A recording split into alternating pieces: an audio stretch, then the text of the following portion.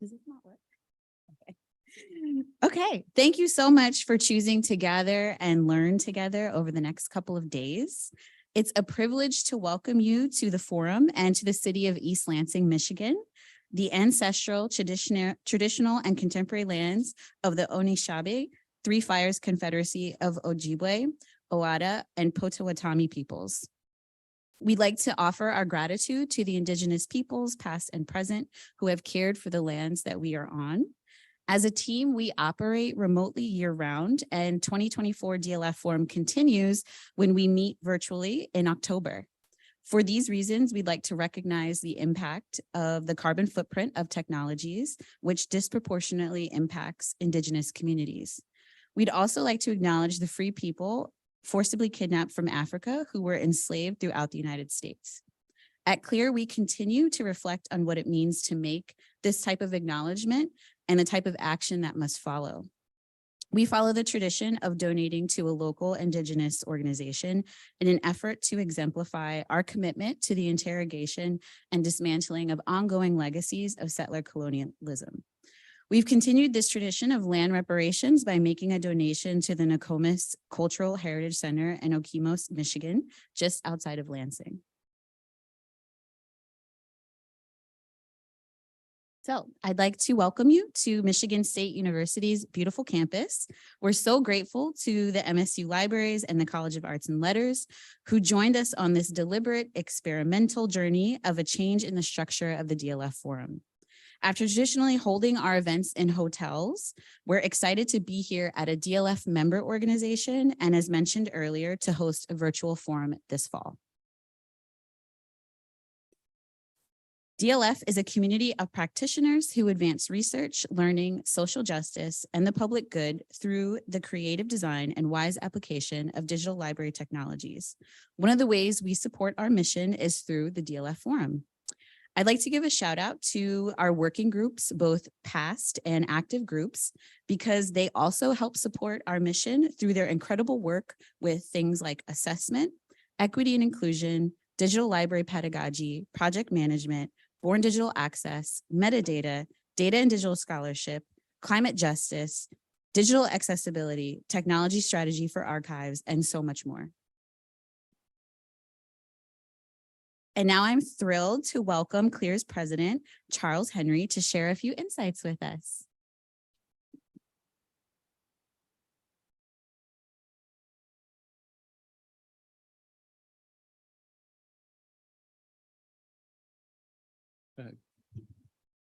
Good morning, everyone. Thank you for those lovely opening remarks, Jenny. It's always a privilege to be here with you at these forum meetings. And looking over the agenda, it was not surprising over the next couple of days how rich and evocative the program is, and the presentations will undoubtedly be. And thank you all for the tremendous work that you're doing. I was also struck this year, I think is the first for the roundtables. And the roundtables are, to me, very exciting. And I was just looking at some of the topics of the ones coming up. Digital archives created by and for indigenous communities, professional development, inclusive metadata, digital literacy, open source software, and academic libraries' influence on the future of AI. These are wonderful topics, and they all come from you. They've welled up from your interests, and I am delighted that you will be gathering together the next 2 days to talk about these vital issues. All of them are timely, critically important, and wickedly complex. We are at CLEAR currently. We have kind of an internal project. We're trying to create a phrase, a short phrase that embodies or exemplifies what CLEAR does, what DLF does. And all staff are involved, and our board is involved, and trying to come up with something pithy and to the point. The one that's my favorite right now is bringing life to knowledge. And that seems to me to exemplify exactly what you all are doing here today and do as the Digital Library Federation. You're bringing communities of practice and communities of purpose to bear on enormously complex, vast resources of knowledge. And in so doing, you make that knowledge coherent, useful, and above all, capable of building our capacity. So thank you again for your terrific work. It's a pleasure to be here, and I hope to be able to meet with many of you, in fact, over the next 2 days. Thank you.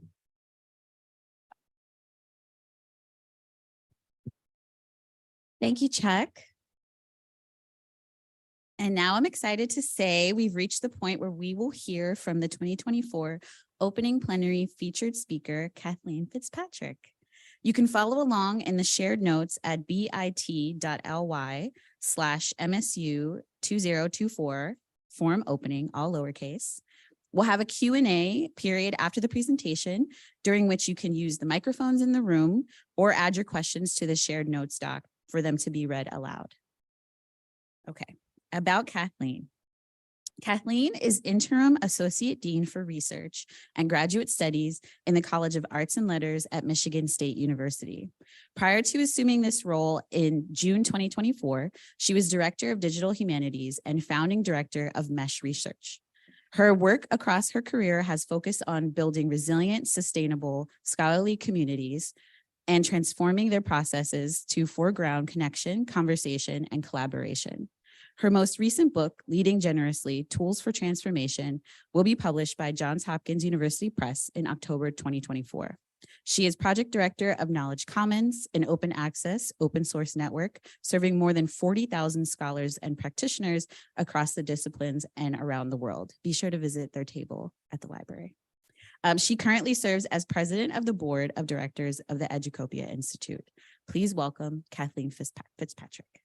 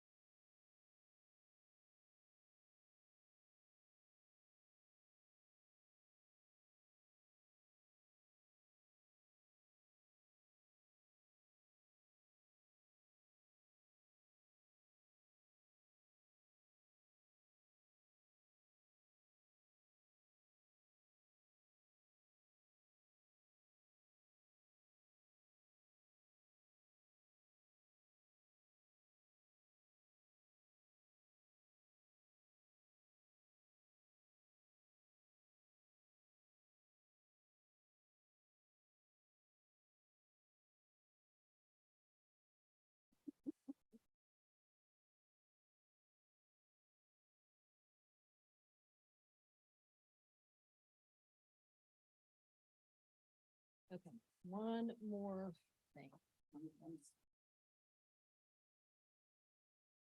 All right. How's that for sound? Technology is just fun, isn't it? Okay. Thank you so much for that introduction, Jenny, and thank you for to all of you for being here. I'm really delighted to have the opportunity to welcome you to East Lansing, to Michigan State University, and to Wells Hall. There are lots of seats up here if y'all want to come on down. Don't feel like you got to hide back there. To Wells Hall, right? Wells Hall is one of the key bits of infrastructure of the College of Arts and Letters. And it houses several of our departments and a lot of our classes. And like a lot of infrastructure, we mostly don't pay very much attention to it until things go wrong. This is not all that unusual, right? As Deb Chatra points out, whoops. There we go. As Deb Chatra points out in her brilliant book, How Infrastructure Works, infrastructural systems are famously boring because the best possible outcome is nothing happening, or at least nothing unexpected or untoward. So the best thing that infrastructure can do is remain invisible and just work. But as Chatra also argues, the shape of our society is really dependent on our infrastructure. And where inequities are part of those systems engineering, they constrain the ways that our society can evolve. So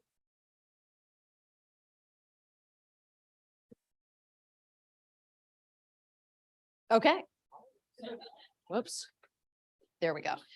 So infrastructure matters, right? And the infrastructures on which the scholarly community relies in order to build, develop, design, and publish our work have deep implications for our abilities to foster social and epistemic justice in higher education, to empower communities of practice and their concerns in the development and dissemination of knowledge, and to enable trustworthy governance and decision-making that's led by the communities that our publications and platforms are intended to serve. Now, ensuring these positive outcomes requires commitment to the open public infrastructures that can enable the work that we do in higher education to become actually equitable. All right, so what is it I mean when I say actually equitable? And how might, what I'm talking about intersect with, for instance, the aims of the open access movement? We've heard a lot over the last 20 plus years about the ways that open access should transform scholarly communication. And it's of course true that a lot has been done to make more research more available to be read online. But the movement toward open access began as a means of attempting to break the stranglehold that a few extractive corporate publishers held over the research and publishing process, and in that, it hasn't succeeded. The last decade in particular has revealed all of the resilience with which capital responds to challenges, as those publishers have in fact become more profitable than ever before by figuring out how to exploit APCs, hybrid publishing models, and even develop whole new business plans like the so-called read and publish agreements that keep us tied to them. They've developed new platforms and infrastructures like discovery engines and research information management systems, and all of that serves to increase corporate lock-in over the work that's being produced on campus. In fact, by the time the Budapest Open Access Initiative group reconvened in 2020 to celebrate their 20th anniversary, it had become all too obvious that the dominant OA publishing mechanisms that had emerged in that 20-year period had not had the desired impact, leading the BOAI 20 statement to argue that OA is not an end in itself, but a means to other ends, above all, to the equity, quality, usability, and sustainability of research. Thanks to the resilience of the corporations that control the infrastructure of scholarly communication, open access in its dominant forms today has, if anything, reduced equity by attaching high fees to the formats and platforms that allow publications to circulate most widely. Scholars whose fields or institutions or nations don't have ready access to grant funding or other means of subsidizing publishing end up thus getting silenced, right? So they're closed out of participation in sharing their work. So it's for this reason that the 20th anniversary Budapest recommendations led with a call, I'm sorry, that's kind of tiny. I will tell you what it says. They led with a call to host open access research on open infrastructure, recognizing that the control of the infrastructure by profit-seeking entities cements inequities. And this is true even where those publishers purport to create opportunities for the disadvantaged by offering fee waivers or discounts on their regular publishing charges. Those discounts only serve to normalize a model in which it's considered correct for those who produce knowledge to pay corporations to host and circulate it. Okay, so I want to be really clear about what I mean by that. If it is true that the ways that things are currently done in the dominant forms of open access publishing today involve author side fees, those fees, like all of the ways that things are done, have become a kind of accepted part of scholarly culture. And to call it culture is not to diminish its significance at all, right? As Peter Drucker has long been quoted as saying, culture eats strategy for breakfast. in the corporate universe, that is, which is to say that the normalized, unspoken assumptions about the ways that things are done will always take precedence over all but the best laid plans.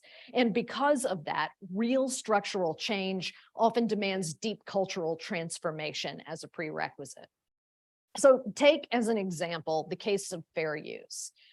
Fair use, as we all know, is not a legally defined status with respect to the use of copyright materials, but is rather a fuzzy affirmative defense posture, right? That requires the defendant to prove their innocence in a courtroom that presumes their guilt.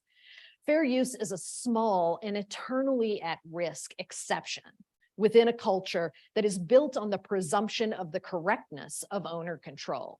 In other words, as Susan Bielstein argues in her phenomenal book, if you haven't read it, Permission's a Survival Guide, every time we ask permission to use an image or a quotation in a way that ought to be defensible under fair use, we wind up weakening the fair use exception, right? And we normalize the dominance of ownership, giving credence to corporate claims that we ought to be asking for permission all the time because that's the way things are done.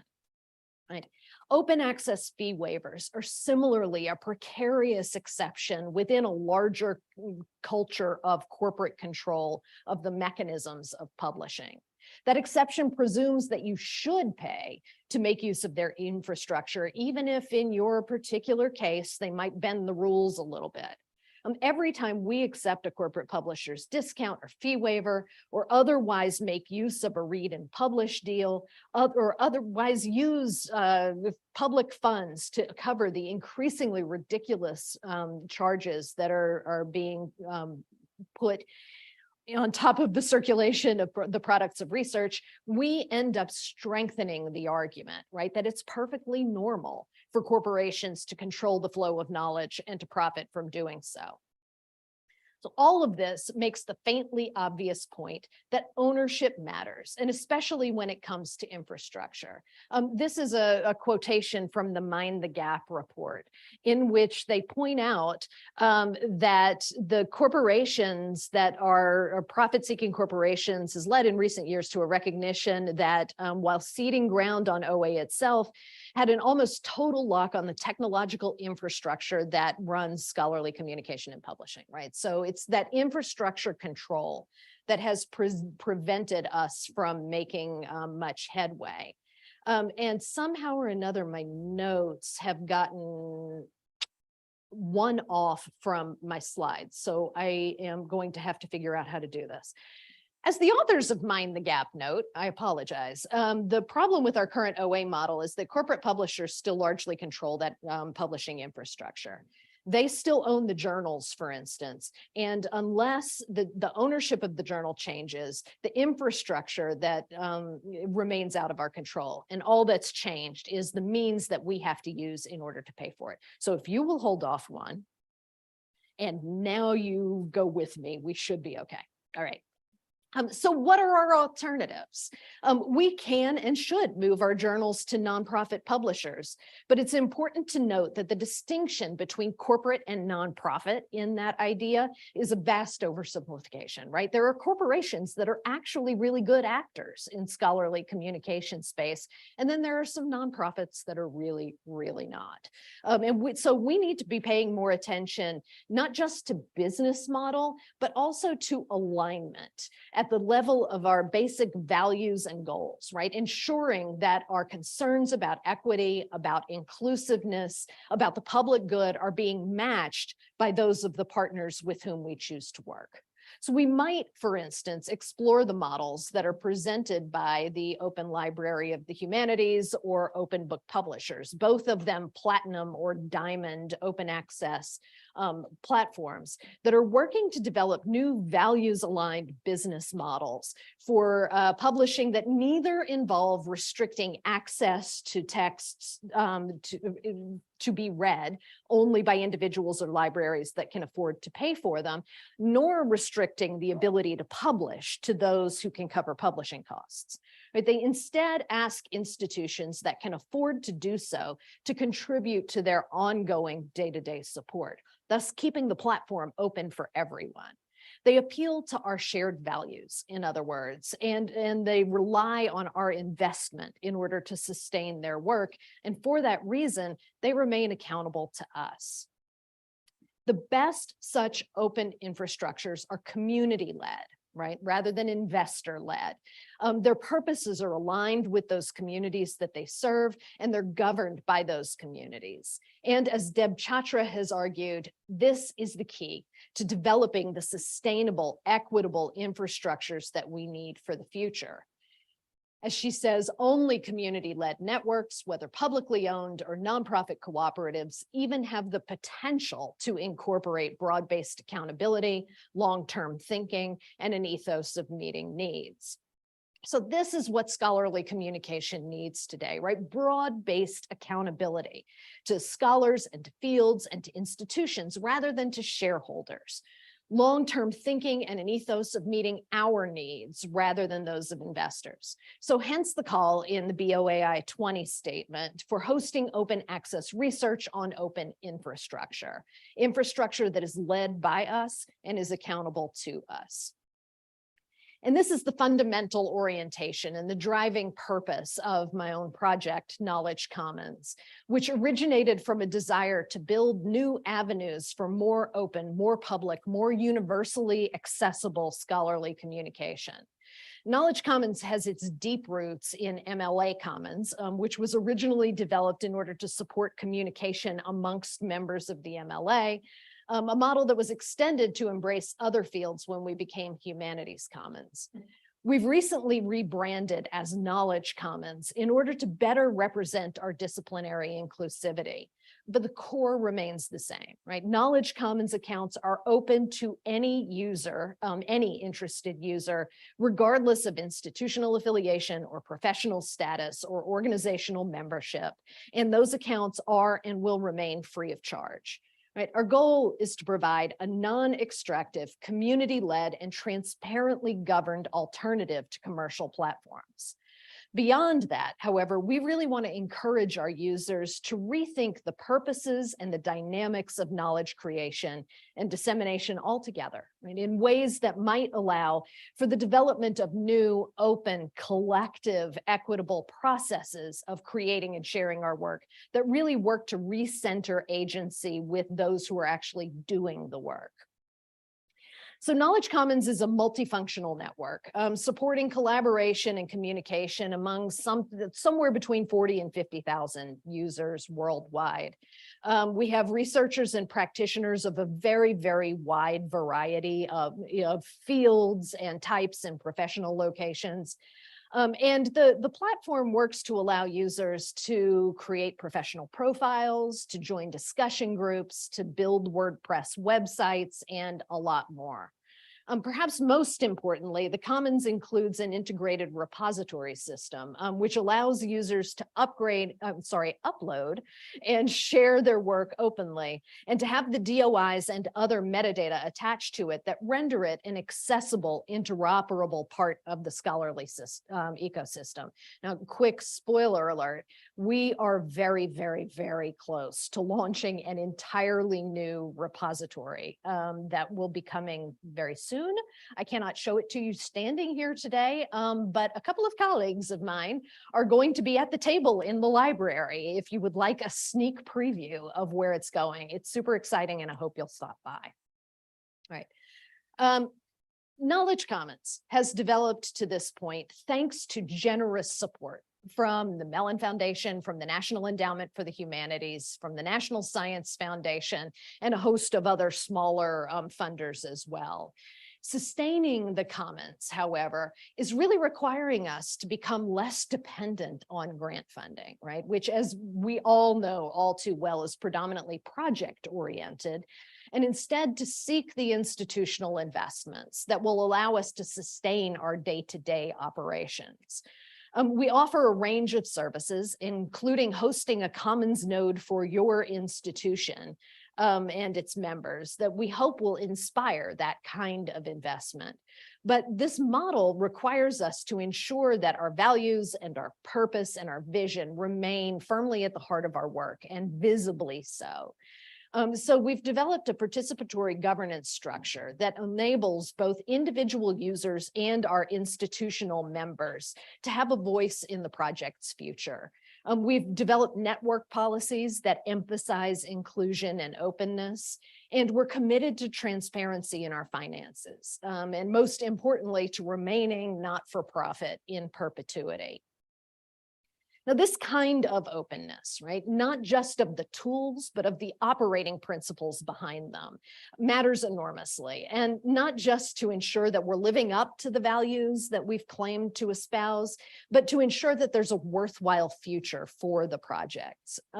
Cory Doctorow has gotten a lot of airtime lately for having written about what he calls the enshittification of the internet, which stems precisely from that violation of values and principles in the execution of projects like these. In his case, focused on what was happening with Twitter in 2022, he was thinking particularly about the ways that user attention and energy had been sucked out of the community and directly into the pockets of shareholders, right?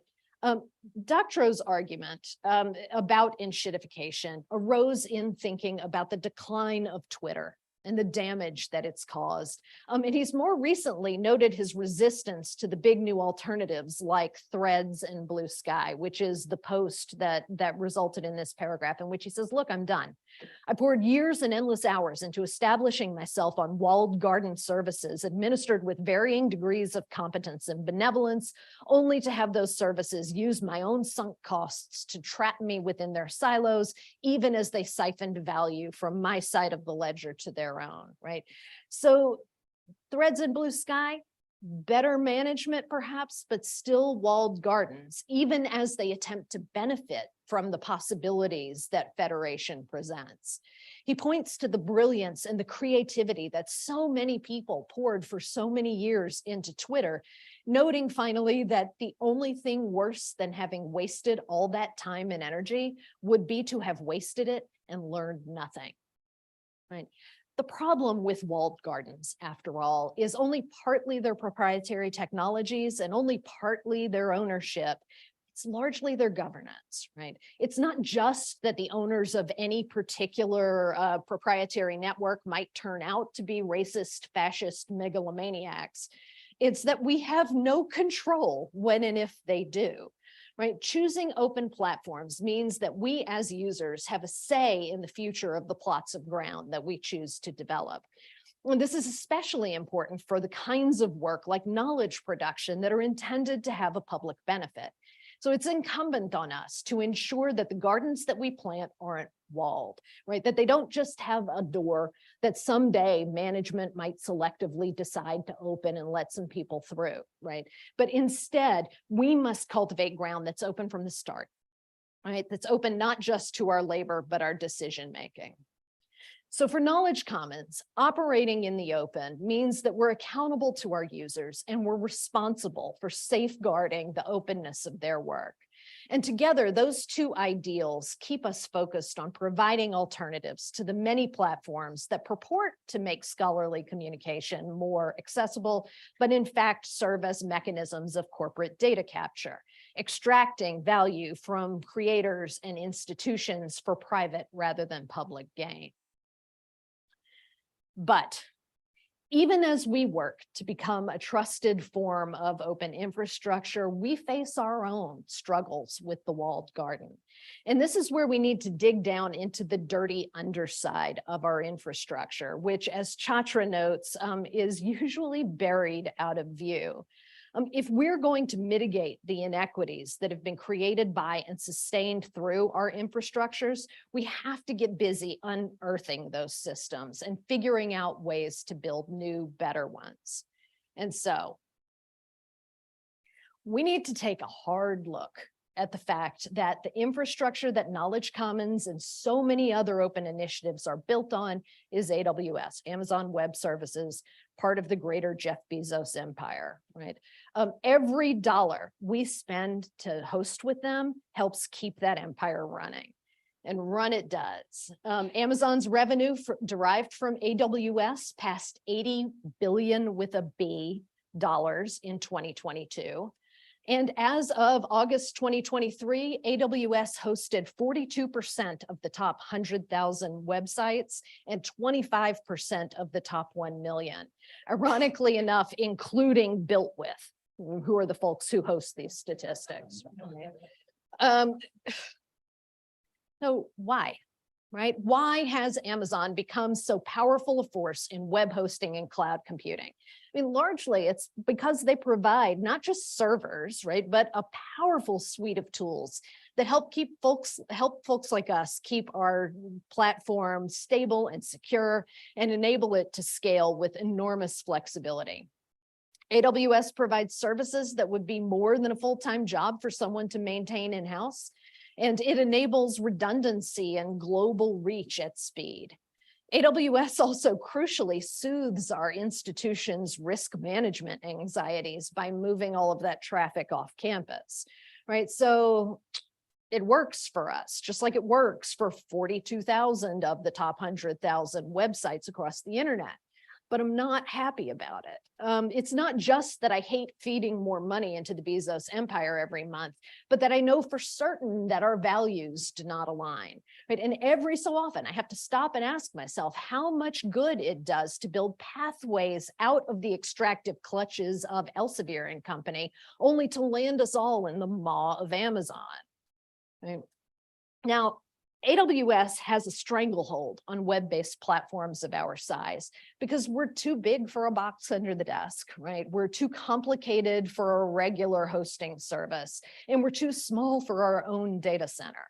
And if you don't want to deal with the risks and the costs of owning the metal yourself, there just aren't a lot of good alternatives. Here at MSU, like many other research institutions, we have an institutional data center that's hosted by our central IT service. And we have a high performance computing center that's running under the aegis of the Office of the Vice President of, Research and Innovation. Thank you very much. Sort of lost track of my acronym there for a second. The latter can't really help us, right? That high performance computing center, because it's really focused pretty exclusively on computational uses rather than on service hosting. And the former, our data center within IT, comes with a suite of restrictions and regulations in terms of access and security, and like pretty understandably so, given the recent attacks and exploits, such as the one that caused our neighbor to the east to have to disconnect the entire campus from the internet on the first day of classes last fall, right? So I get it. But nevertheless, those kinds of restrictions on access make it really hard for us to do the work that we need to do. In fact, central IT strongly encourages projects like ours to make use of cloud computing, given the complexity of our needs and the risks that we present to the campus. They've even negotiated really good contracts for us, right? And we can have our pick, right? We can use AWS or Microsoft's Azure or Google Cloud Services, right? I just can't help but think that it's a bad thing, right, for academic and nonprofit services, right? Services that are working to be open and public and values enacted, to be dependent on Silicon Valley megacorps for the work that we're doing, right? We need real alternatives. And just like open access, any discounts or special deals that are the commercial providers come up with for our campus to take part in are certain to increase our lock-in with those corporations, right? And to increase the level of resources that they're able to extract from our campuses. So what might it look like for the infrastructure of knowledge production and dissemination to be community-led all the way down, right? What might enable the Commons to leave AWS behind and instead contribute the resources that we're investing every month to supporting a truly shared, openly governed, not-for-profit cloud service? Such a collaborative, community-operated cloud service is not impossible to imagine, right? King's College London and JISC established the first collaborative research data center in the world 9 years ago to help UK institutions achieve economies of scale, to increase energy efficiency, and to reduce costs. Now, it's a lot easier to get all the UK institutions on board with a centralized initiative like this, partly because there are a lot fewer of them and partially because they're all centrally funded. So there's a little bit of centralized power that can tell them, we're going to do this together. The NSF-funded Access CI project points in a direction that might become something like community-led infrastructure, but the process of actually getting access, to this infrastructure for a project like ours isn't 100% clear. And it's also not clear how sustainable and durable such access would be once you get it. Real shared cyber infrastructure will require a high degree of commitment from a large number of institutions in order to be viable. So what if an organization like Internet 2, right, which already has commitment to the many, many academic institutions that are its members, what if they were to offer an alternative, right? One that's developed not just for the academic community, but would be governed by that community. And what if each member institution or organization agreed to contribute access to some portion of its existing infrastructure and annual maintenance budget to become part of a shared, distributed, community-governed cloud computing center? Could excess capacity then be offered at reasonable prices to projects like mine in a way that might draw us away from the Silicon Valley megacorps? Would our institutions, our libraries, our publishers, and our many other web-based projects find themselves ultimately with better control over their futures? None of this will be easy, right? And much of what I've just described, at least for the moment, falls into the realm of the pipe dream. But if we were willing to press on anyway, we might find ourselves in a world in which the infrastructures of knowledge production and dissemination can help us foster rather than hinder social and epistemic justice, can empower communities of practice by centering their needs and their work to meet them, and can enable trustworthy community governance and decision-making that can secure a better future for us all. So I'm going to leave it there. Thank you very much. I'm delighted to be here and I'd be happy to take questions.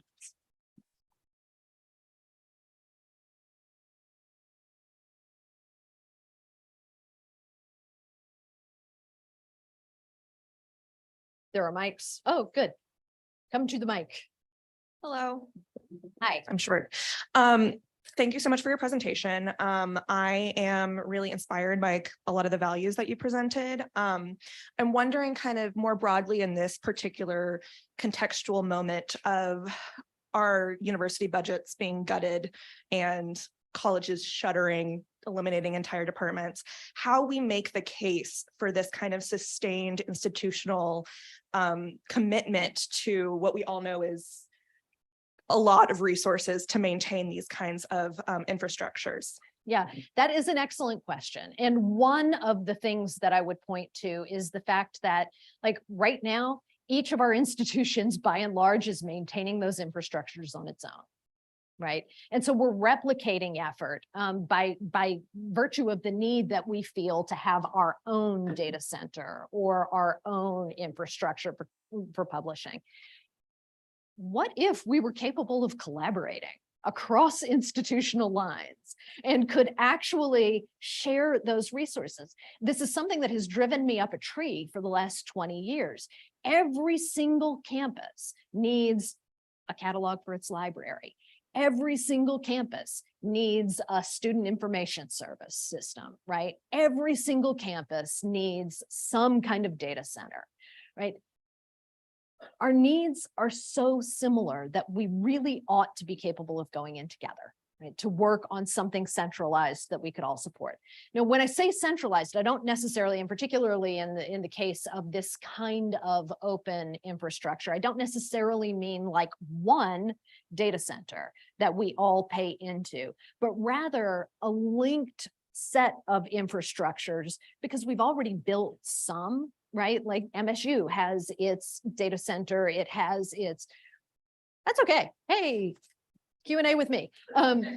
We have that data center, we have that high performance computing center.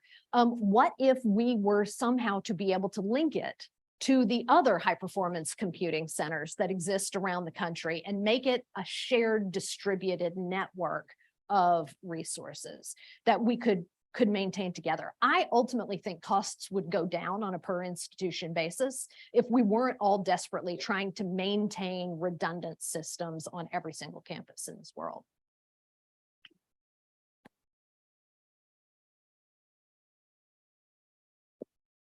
Thank you. This is a great presentation. I kind of want to follow up on this last question though, because I'm sitting here thinking like, nobody listens to me. Like I'm not that important. And I mean, that's okay. I'm not very upset about that, but I keep thinking like, if I like were to sort of go into our IT and our library dean and be like, hey, I just saw this presentation. Now what do we do? He'd be like, I don't know. Right. So I guess I'm wondering, because you were talking a lot about like the cultural shift, and I'm wondering sort of how do you, it's like the impossible question, but how do you sort of like build that momentum? Because it does feel like it has to be kind of a ground up thing. It's not going to be something that, our library, even a library dean or a director of IT or something like that, they're not going to have that they can't even hold that kind of sway. Because their day-to-day is so focused on Exactly. everything below, like having to keep this thing running and having to maintain competitiveness with the other institutions like them and so forth. So yeah, so what's that conversation look like that we as practitioners, and maybe at best for my case, middle manager, can foster this conversation in a way that doesn't feel like you're screaming into the wind. Because these are like, this is so amazing what you kind of laid out here. But also like when you can't get there, then it just, how do we do it? You just feel like beat down. How do we do it is a huge question. And this, insofar as I have any answer to that question, I'm not sure I really do.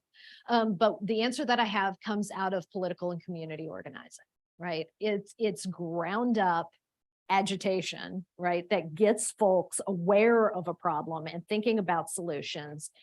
And then like using that set of folks who become aware to change the organizations that link them, right? So thinking about how some of our large library organizations, for instance, might be able to use their voice with the folks who are on their governing boards to get them on board with a new kind of project. Similarly for IT, right? How can we get EDUCAUSE on board with an initiative like this? It's not going to be easy, right? There will be a lot of irritation and exhaustion in the process, but I really believe that if we can start this process of organizing at the grassroots level, conducting some experiments, and then demonstrating through those experiments that this is a better way of working, that we can then gradually build the momentum. It's going to require a lot, right? And I recognize that saying all of that runs right up against some of the obvious problems that we've run into with other forms of shared infrastructure, right? You look at shared repository services. I mean, and I mean by that software, not actual platforms, right? In which folks are collaborating on open source systems for managing repositories. And they're doing so with community developers who are contributing from whatever institution they are employed by to a system that all of these institutions are able to share. It's a great idea right up until those institutions run into budget cuts and the portion of this person's time that's contributed to that project gets pulled back to deal with home issues. And I get it. I understand that, but it's such a mistake. So it really is going to require persistence, dedication, and changing the culture gradually from the bottom up, but also from the top down, thinking about those big organizations that might have a stake in creating a better alternative. Now, EDUCAUSE, who I mentioned, like these big organizations have ties to corporate entities that they may not be willing to give up. But we can vote with our EDUCAUSE memberships or our other memberships and move our emphasis to the organizations that might actually support us in making this kind of change. So that's a whole mishmash of small possible ways of coming at this. I don't have a plan, but I would love to work with y'all to build one.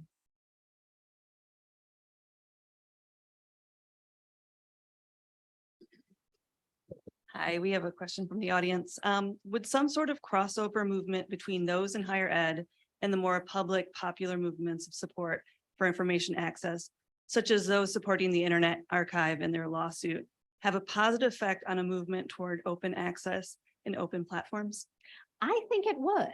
I think it would. I mean, I would really love to get more open access open source communities that are busy building projects that are meant precisely to evade this kind of corporate control, to think really hard about values-based alternatives to using AWS. If we can get them to think around that, we can help support their work. They can help support ours. And I recognize that I have an open source project that I really ought to be moving off of AWS, and would love to hear about alternatives as y'all have them. Most of what I have been directed to in the past has been Access CI, which anyway is a whole other complicated thing. But yes, I mean, I think that this is a place where the work that we're doing within the Academy bears more in common with a whole lot of grassroots work that's going on around software development that we might look into building better alliances with. So thank you. All right, I think that's us, yes? Thank you very much. Thank you so much, Kathleen. That was fantastic. Thank you so much. Thank you. Wonderful. Hi, everybody. I'm so happy to see you all. And I hope you're happy to be here. My name is Aaliyah Reich. I use she, her pronouns, and you've gotten a lot of emails from me, from us. I'm the program manager for conferences and events at CLEAR. And I'm so happy to be here. This is my 7th DLF Forum. So I'm excited. I know we have a lot of newbies and a lot of folks who are returners. And again, we're so excited to be at MSU for our first time, in this new kind of venue. So it's my pleasure to go through some acknowledgements and logistics, my favorite thing, before we get you to the library for coffee and your first sessions of the day. So there are folks in our community, many of you are here and maybe many are watching the recording or the live stream, who help make our events possible. And I'd like to take the opportunity now to quickly recognize them and you all if you're here. First, our Forum Planning Committee. Our volunteer planning committee is composed of program, community, and reviewers who all contribute to crucial tasks and decisions for this event's success. I'm sorry, some of the names are blocked here, but the captions are important too. The people whose names you see on the screen have helped us review and decide what goes into the program you'll be enjoying for the next couple of days. They've created an amazing local guide.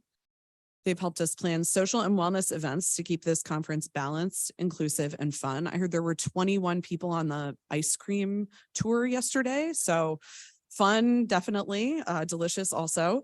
And so suffice it to say, this event would not happen without our planning committee. We are also really grateful to our colleagues at CLEAR who support the DLF Forum in ways large and small. Many are here and many are back at home continuing the work there. And we would also like to take a moment to recognize and share gratitude for the 2024 DLF Forum sponsors. Their partnership helped support coffee breaks, featured speakers, meals, swag, which you'll pick up in the library, and so much more. So thank you so much to this year's sponsors of, coming with us in this new format and, really believing in us, and we couldn't do this event without you. So first up, our gold and lanyard sponsor, AM Cortex. Our gold sponsor, For Science. Our silver and swag sponsor, Tinned. And again, make sure you pick up this pretty cool swag, all waiting for you in the library. Silver sponsors, Eastview Information Services and Wiki Education. Recollect and Locks. And oops, I went too fast. Bronze sponsor, LibNova. So again, this event could not happen without our sponsors. Please be sure to check them out where coffee is being served. They all have tables. And another group of folks, this event would not be possible without our colleagues at Michigan State University. This group did a tremendous amount of work in order for us to have a wonderful experience and feel so welcome here on this campus. We're so grateful to them for their efforts and their warm welcome hosting our community this week.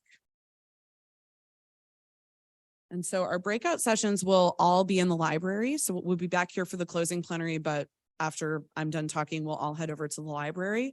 They'll be taking place in library classrooms. So please keep in mind that capacities may be limited. If a room looks too full, we encourage you to support another session rather than overcrowding rooms. Wi-Fi, which we're getting to sort of late in the game. Maybe you figured this out already, but the case here and over in the library, here's the Wi-Fi info again. It's the MSU Net Guest.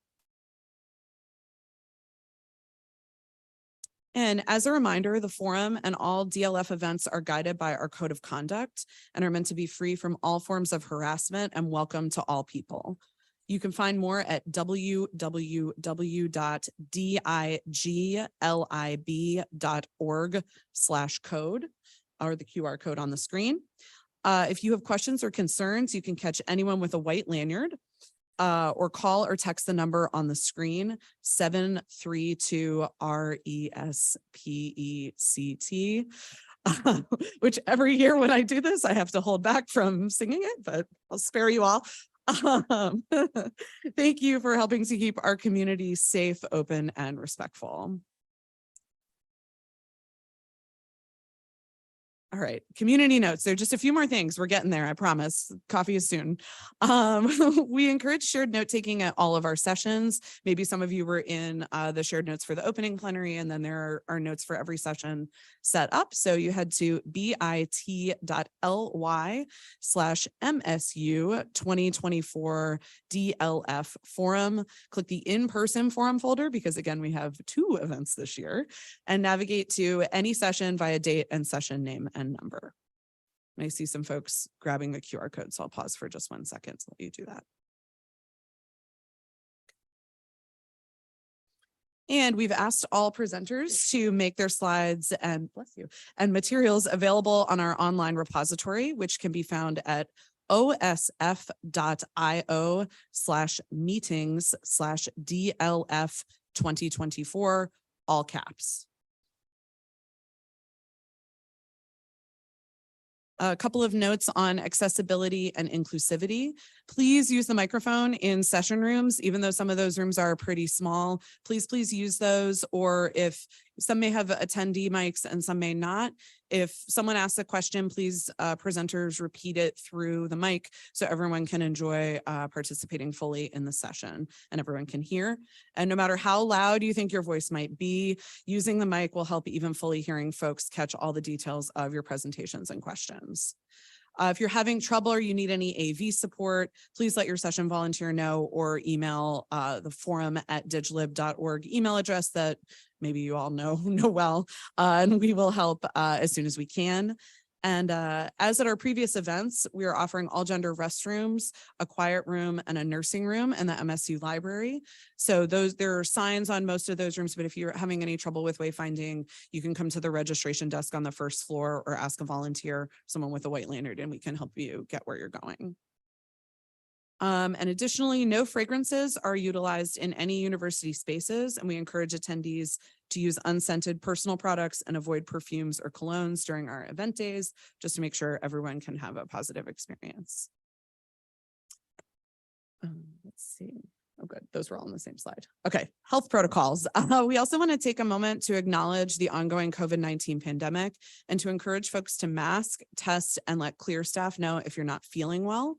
The forum is a mask-friendly environment, and any harassment related to masking violates our code of conduct. So if you want to wear a mask, please feel free to do so. And if someone's wearing a mask, go with the flow. We do have a limited amount of masks and rapid tests available at the registration desk, which presently is in the process of moving over to the library where it will stay for the rest of the conference. Our nice little moving location registration desk will rest there soon. So you can pick those items up there if you need them. A quick note about our lanyards. You might notice the different colored lanyards. I've referenced the white lanyards that staff have. Black is to indicate that you're okay being in photos, and yellow was something you indicated at registration that you prefer not to appear in photos. Austin, our amazing photographer, knows this and is avoiding taking pictures of folks with yellow lanyards. And then our staff also scans the photos before putting anything up online. So even if you think you've appeared in a photo, we won't share it if you have a yellow lanyard on. Okay, getting there, I promise. All right, let's make this a terrific DLF forum for your hotel housekeeping staff wherever you're staying. If you're able, we suggest $5 per day of your stay. And the registration desk has small bills if you need to make change. So we definitely encourage you, if you're able, to support the housekeeping staff to do that. And I promised we were almost there, and we're there. We've reached it. We are delighted to send you off to coffee happening now in the library. So we are done in Wells for now. MSU volunteers should be outside, hopefully still to help with wayfinding. So please make your way to the library, check out our sponsor tables, enjoy your coffee, and have fun until sessions begin at 11 in the library. And thank you so much, and enjoy the forum. Yay.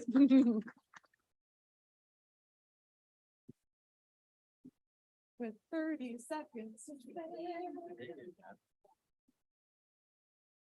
All right.